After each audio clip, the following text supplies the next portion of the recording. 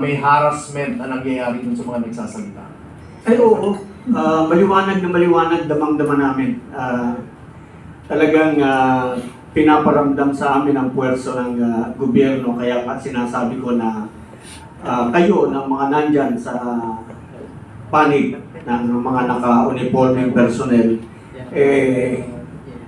huwag kayong pumayag na magamit kayo para pagkitil ng boses ng lumalaban dahil kayo ang nagpa-violate ng non-partisanship kasi kayo yung lumalabas na partisan, hindi yung mga lumalaban. Kaya dapat po isipin nyo naman kinabukasan ng inyong mga anak. Yung inilalaban namin, kinabukasan ng mga anak ninyo, anak namin, ng mga apo natin. Pagkatapos kayo tong dahil takot lang kayo, dahil yung iba dyan, kapito ko sa pwesto, katulad ng sinabi ko, dapat yung mental state ng Pangulo is a great national security concern. Dapat yan, pa-examine natin. Yung duty ng gabinete ng Pangulo yun, to help him examine. Sulatan nila yung Senate President at saka yung Speaker of the House at sabihin na dapat ipa-examine natin ang Pangulo para malaman natin ang tunay na kalagayan ng kanyang pag-iisip. Kung dahil may allegation na siya ay prolonged user ng cocaine. When you do that for a long time, yung epekto kasi ng cocaine sa brain, nakakashrink ng utak yan, nakakatuyo. When it shrinks, hindi na pareha sa pag-iisip niyan. Nag-hallucinate pa yan. So, and in times of emergency, yung crunch time na tinatawag natin, hindi umaasahang mamuno sa atin yan. So, dapat trabaho ninyo yan. Kayo sa Sandalahang Lakas, kayo sa National Defense, sa DILG, lahat kayo. I think it's incumbent upon you to do your duty under the Constitution. Have him examined. Para magkaalaman tayo, para ma-settle natin itong issue once and for all. Confronting the President himself. Yan yung problema pati yung chain of command paano kung yun nandun sa chain yung problema? Paano po proteksyonan mo yung government? You're loyal to the government. You're loyal to the government and to the Constitution, not to the person. Paano kung yung person ang problema natin? Like right now, we are confronted with a situation where the allegations of widespread, big-time plunder is on the President himself. Bakit ayaw ninyong, why don't you ask him to face the music? Hindi pwede yung shielded pa siya dun sa hindi gano'n Kailangan para tuloy-tuloy ang negative rating na yan because that's a telling one. That's well, I don't know whether abutin pa siya ng 2020 pagkaganyan ang pagbagsak ng trust rating. Alright, so may tanong po ako. Profile po ba kayo ng impeachment? Yung makabayan black yata ako file ng impeachment. Kami alam mo yung, pero kung sa grounds lang, maraming grounds. Sa akin, yung oath of office ng Presidente, for example, this is constitutional nasa Constitution ito yung sabi ng Presidente, oath of office. Before you assume your office, the functions of the office of the President, mag-o-oath ka, and this oath is in the Constitution itself. Kaya sabi niya, I do solemnly swear that I will faithfully and conscientiously fulfill my duties as President of the Philippines, preserve and defend the Constitution, execute its laws, do justice to every man, and consecrate myself to the service of the nation. So help me God. Yung do justice to every man, it means due process. May due process lahat ng tao. Nung nagpalipad siya ng dating Pangulo, walang due process That was not justice. So that's a violation, a culpable violation of the Constitution. Yan. Para sa Makabayan Black, baka sakaling pick upin ninyo, that's culpable violation of the Constitution. Yan. Kami, we will be concentrating on the defense dun sa kung matutuloy yung sa Pebrero dahil mas maraming kasalanan ito kaysa dun sa isa. Yung isa make-believe yung confidential intelligence fund. Hindi ubrang pag-aray. Gusto lamang nilang isiwalat natin kung sino talaga si Grace Piatos, kung sino si Doritos, at kung sino si Cheetos dun sa ating mga report para makilala kung sino-sino yung mga nagtatrabaho para sa gobyerno, para malaman kung paano ang ino-operate yung ating confidential fund para ma-identify nila kung sino-sino yung mga nagtatrabaho para sa ating kaligtasan, sa ating matiwasay na pamumuhay. Yung confidential fund ng Vice President, maliit lang po yun compared sa confidential fund ng Office of the President. Oh, si Presidente Digong, nung matapos yung termino niya, nag-iwan ng 2 billion mahigit na confidential and intelligence fund. Oh, mga bayan, baka gusto nyong i-check, saan napunta yun? No, really, I mean like, nawala yun eh. Yun yung alam ko na, kasi, di ba? So, tingnan natin. Gusto ninyong inspekin yung confidential intelligence fund ng Vice President. Di yun munang sa'yo, tingnan din natin. Tsaka ito pa, yung pagpondo mo ng confidential intelligence fund sa Office of the Secretary of Education, that too is unconstitutional. That too is culpable violation of the Constitution. Ayan, kabayan. Balita namin, magpapile kayo, di filean nyo na. Masaya. Masaya ba yun? Okay, so, may dadaglag lang ako dyan. Kasi palikan ko ulit doon sa desisyon ng tao, based on the survey. Sinasabi ng mga tao, karamihan, involved ang presidente, nag-benefit ang presidente. In other words, parang alam ng mga tao kung sino ang mastermind, sino ang nag-approve, tama? And also, ang rating ng presidente natin sa disapproval, nasa 55 na. Yung distrust, nasa 62.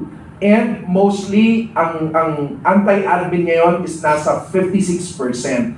Ang question ko is this going to affect yung magiging decision ng mga House members dun sa impeachment? Kasi ang alam ko may impeachment iahalin kay BBM, may impeachment din na iahalin sa Vice President. Is that going to affect? Because if it's not going to affect, and if our representatives are supposed to be the representatives of their constituents, parang may disparity ang mangyayari doon.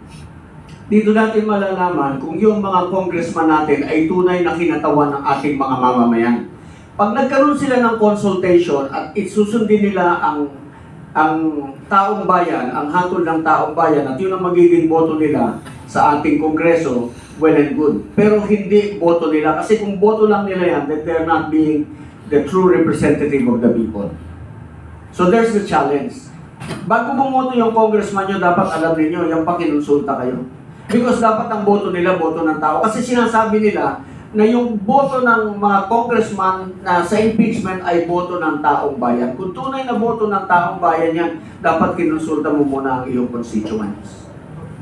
Ano po ba sasabi niyo doon, Ma'am Malu? May impact yun, no? May impact yun dahil pumupunta na tayo dun sa institutional inquiry into accountability. Again, depende kung ano yung mga charges na ilalatag. Again, depende kung silang dalawa. Matindi yung silang dalawa. Sa tingin ko, yung Committee on Justice mahihilo kung paano gagawin yung role nila kasi sinabi ng Korte Suprema, oy, mag-hearing kayo ha, hindi na pwede yung fast break sa Senado.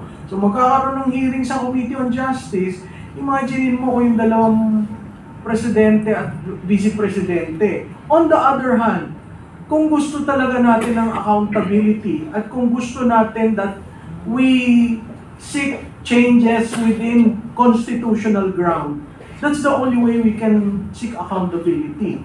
Yun nga lang, tinitingnan ko saan budget kukuha para bayaran ng mga congressman. Meron daw, meron. Oo. Meron na sinita. Kaya yung 2026 budget, medyo tingnan nyo. Hindi, kasi yung unprogram, wala yung revenue pa So sa tingin ko manggagaling sa AIX, sa MAEP, Yes. or sa Confidential fund. confidential fund. Yun tingnan nyo yan 400 billion. Or sa school buildings. Depende. Pero ang problema niyan, yung previous kasi hindi pa nababayaran Correct. So, naalala niyo yun, yung sinabi na, oy, ilabas nyo na yan. Yung sabi nung dalawang congressman, ilabas nyo na yan kasi na-commit na yan. Kailangan ng bayaran, di ba? Yes. So kung pareho, yung parehong member ng 19th at 20th, at ikaw ay hindi ka nabayaran o hindi ka nabigyan ng allocation, these things can work against the leader.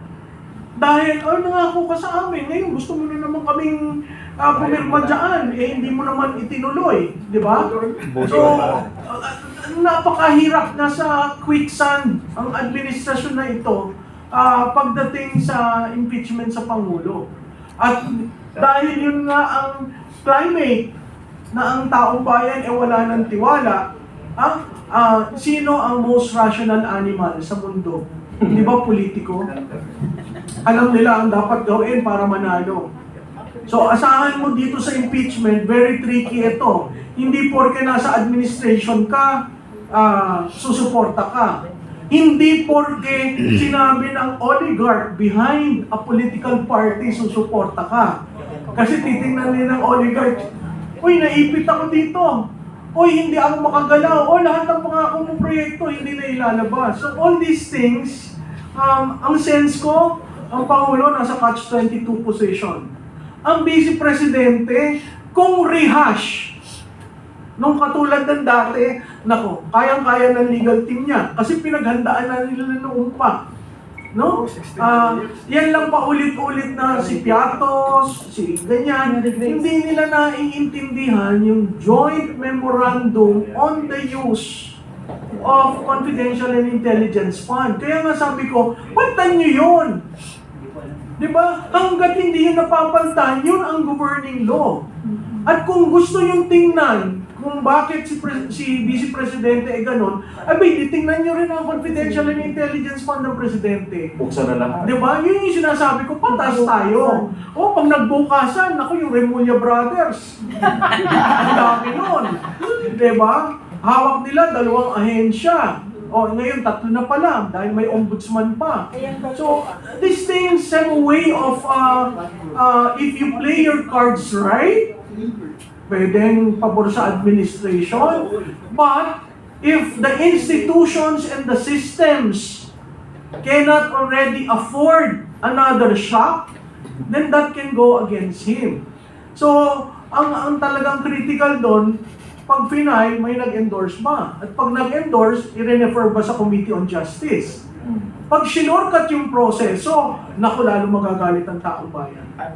Diba? So, talagang pa siya, delikado. Samantalang yung Vice Presidente, wala naman yata ako nakikitang bagong charge na sinabi at ang gusto nila, iuulit. Yung isa, 3 taon. Yung isa, si Vice Presidente, 1 taon. Wala naman siyang flood control projects. Si Presidente, buong bürokrasya. Diba? So, again, kung titingnan natin at siguro kung titingnan mo yung tiwala at approval nilang dalawa, talagang pag pumasok tayo sa impeachment, mas larong ma-erode yun sa Pangulo.